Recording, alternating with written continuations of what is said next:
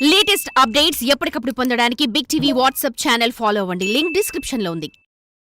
1, 2, 3 ప్రక్షాళనకు ఇవి చాలు, మరి ఇంకేం అవసరం లేదు అంటున్నారు ధర్మం చెప్పే పెద్దలు. కానీ కొందరు మాత్రం కాదు కాదు 10, 100 అవసరమైతే 1000 కూడా కావాలన్నట్లుగా వ్యవహరిస్తున్నారు. ఇప్పటికే జాబితాలో చాలా పేర్లు వినిపిస్తున్నాయి. ఒక్కొక్క దానికి ఒక్కొక్క కథ. చరిత్ర మొత్తాన్ని తిరగదోడి శతాబ్దాల వాస్తవాన్ని కనిపెట్టి నాటి యుగానికి నేడు మళ్ళీ పాదులేయాలనుకుంటున్నట్లుగా వాదిస్తున్నారు. అయోధ్య తర్వాత కాశీ మధురాలతో సరిపోదు, ఇంకా తవ్వాల్సిందేనని కోర్టు మెట్లెక్కుతూ ఉన్నారు. రీసెంట్గా సంబల్లో జరిగిన రచ్చకి 4 ప్రాణాలు కోల్పోయారు. ఇప్పుడు దీన్ని అజ్మీర్ వరకు పొడిగించారు. అసలు ఏం జరుగుతోంది? అజ్మీర్ దర్గా వివాదం ఏంటి?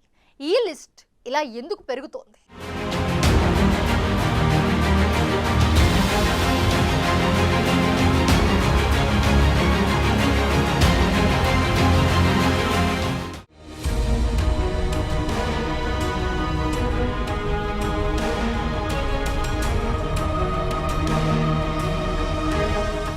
मैंने पहले ही बतला दिया कि 3 मंदिर मुक्त होने पर हम अन्य मंदिरों की ओर ध्यान देने की इच्छा भी नहीं करते हैं। तो यदि समझदारी के साथ ये 3 मंदिर प्रेम से हम लोगों को मिल जाते हैं, हम सारी अन्य बातें भूल जाएंगे। ఇది ధర్మం చెప్పే పెద్దల మాట. 3 దేవాలయాలు చాలు, మరింకేం అవసరం లేదంటున్నారు.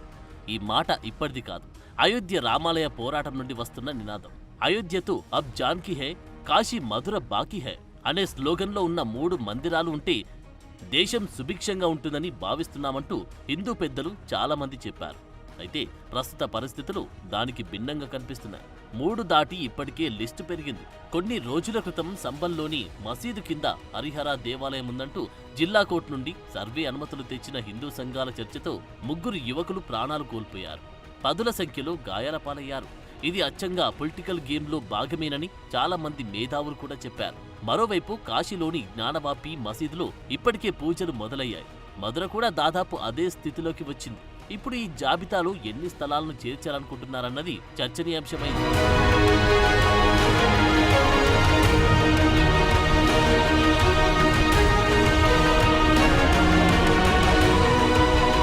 దేశంలోని పలు మసీదులపై ఇప్పటికే కేసులు కొనసాగుతున్న తరుణంలో తాజాగా రాజస్థాన్ రాష్ట్రంలోని అజ్మీర్ షరీఫ్ దర్గా ఒకప్పుడు శివాలయమంటూ ఢిల్లీ కేంద్రంగా నడిచి హిందూ సేన జాతీయ అధ్యక్షుడు విష్ణుగుప్తా ఓ పిటిషన్ దాఖలు చేశారు.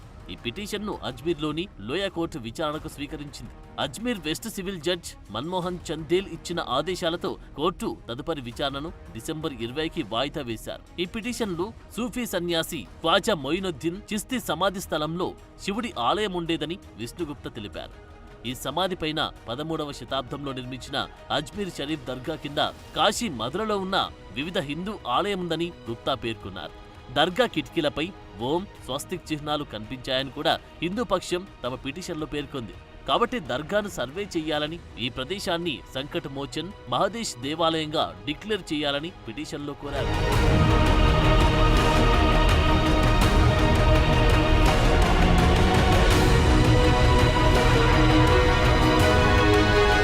బ్రిటిష్ పాలనలో ముఖ్యమైన పదవిలో ఉన్న హర్బిలాస్ Sarda 1911లో Ajmer historical and descriptive అనే పుస్తకంలో దర్గా కింద ఉన్న హిందూ దేవాలయం గురించి రాసినట్లు పిటిషనర్ గుప్తా చెప్పారు.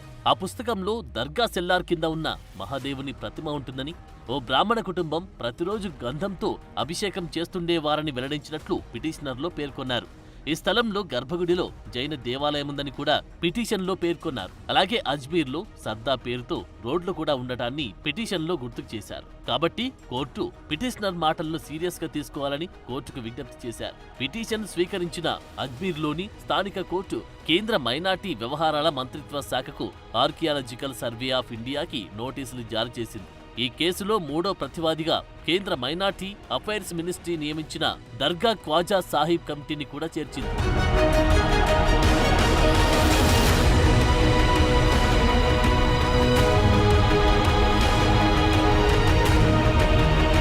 దర్గాకు సంబంధించిన వివాదంలో చారిత్రక ఆధారాలు వెలికితీయడం కోసం కనీసం ఒక సర్వే అయినా జరగాలని, దానితో నిజం బయటపడుతుందని గుప్తా మీడియాతో అన్నారు. అజ్మీర్లో హిందూ జైన దేవాలయాలను కూల్చిన తర్వాత అజ్మీర్ దర్గా నిర్మాణం జరిగినట్లు వెల్లడించారు. 50 సంవత్సరాల క్రితం ఒక పూజారి అక్కడ ప్రార్థనలు చేసేవాడని, అక్కడ శివలింగం కూడా ఉండేదని, దానిని నేలమాలిగకు తరలించారని కూడా స్థానికులు కొందరు చెబుతున్నారు. కాబట్టి అందరికీ స్పష్టత వచ్చేలా సర్వే చేయాలనేది హిందూవాదుల డిమాండ్. అలాగే ఈ దర్గాను హిందూ దేవాలయంగా ప్రకటించాలని, దానికి రిజిస్ట్రేషన్ ఉంటే దాన్ని కూడా రద్దు చేయాలని అంటున్నారు. దానికంటే ముందు దర్గాలో హిందువులు పూజలు చేయడానికి అనుమతించాలని కూడా కోర్టును కోరారు.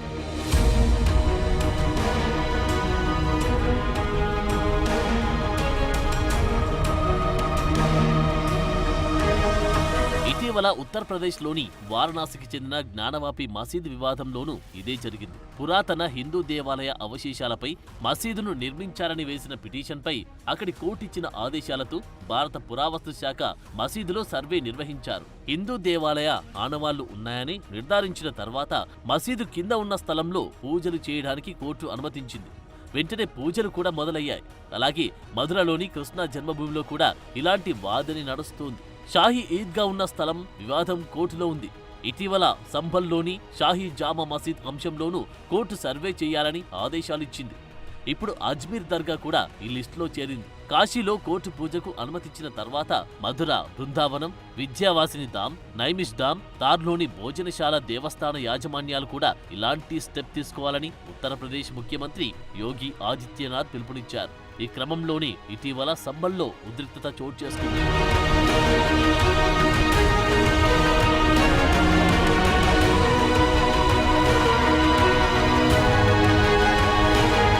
అయితే వచ్చే ఏడాది జనవరిలో అజ్మీర్ దర్గా 813వ ఉరుసును జరుపుకోనున్న తరుణంలో ఈ వివాదం చెలరేగడం అక్కడ ఆందోళనను పెంచుతోంది. ముస్లిం సమాజంపై ద్వేషం పెంచేందుకే ఈ కేసు పెట్టారని దర్గా కమిటీ ఆరోపిస్తుంది. మక్కా, మదీనా తర్వాత ముస్లింలకు అత్యంత గౌరవనీయమైన ప్రదేశాల్లో అజ్మీర్ దర్గా ఒకటని, ఇలాంటి చర్యలు ప్రపంచవ్యాప్తంగా భక్తుల మనోభావాలు తీవ్రంగా దెబ్బతీస్తాయని దర్గా కమిటీ అంటోంది. దీనిపైన ఎంఐఎం నేత అసదుద్దీన్ ఓవైసీ కూడా అసహనం వ్యక్తం చేశారు. దేశంలో బీజేపీ, ఆర్ఎస్ఎస్లు కలిసి మత విద్వేషాలు రెచ్చగొట్టాలని చూస్తున్నారని, ప్రార్థనా స్థలాల ప్రత్యేక నిబంధనల చట్టం 1991 ఉన్నప్పటికీ లోయర్ కోర్టులు ఇలాంటి కేసులను ఎందుకు తీసుకుంటున్నాయని ప్రశ్నించారు.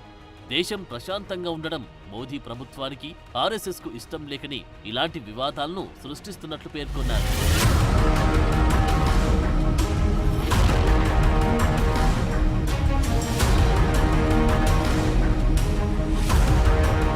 ఇటీవలి కాలంలో రాజస్థాన్, దాని పొరుగుననున్న ఉత్తరప్రదేశ్లో ఇస్లామోఫోబియా పెరుగుతుందంటూ పలువురు ఆరోపిస్తున్న తరుణంలో అజ్మీర్లో వివాదం చెలరేగడంపై సర్వత్రా అనుమానాలు వ్యక్తమవుతున్నాయి. దీనికి తోడు ఇటీవల రాజస్థాన్ ముఖ్యమంత్రి భజన్ లాల్ శర్మ ప్రభుత్వం మరో సంచలన నిర్ణయం కూడా తీసుకుంది. రాజస్థాన్ టూరిజం డెవలప్మెంట్ కార్పొరేషన్ నిర్వహిస్తున్న అజ్మీర్ హోటల్ ఖాదిమ్ పేరును అజయ్ మేరుగా మార్చారు. ఈ చర్యను రాజస్థాన్లో హిందూ సాంస్కృతిక గుంపును తిరిగి స్థాపించే ఎజెండాలో భాగంగా చాలా మంది విశ్లేషించారు. ఇక ఉత్తరప్రదేశ్లో కొనసాగుతున్న టెంపుల్ రన్ ఉండనే ఉంది. సాక్షాత్తు ఆ రాష్ట్ర ముఖ్యమంత్రి దేవాలయాల పునఃస్థాపనకు పిలుపునిచ్చారు. 2047 నాటికి భారతదేశానికి స్వాతంత్ర్యం వచ్చి 100 ఏళ్లు పూర్తయ్యేలోపు సాధ్యమైనంత వరకు చరిత్రలో పూడుకుపోయిన సమాధుల్ని వెలికి తీయాలన్నట్లు వ్యాఖ్యలు చేస్తున్నారు.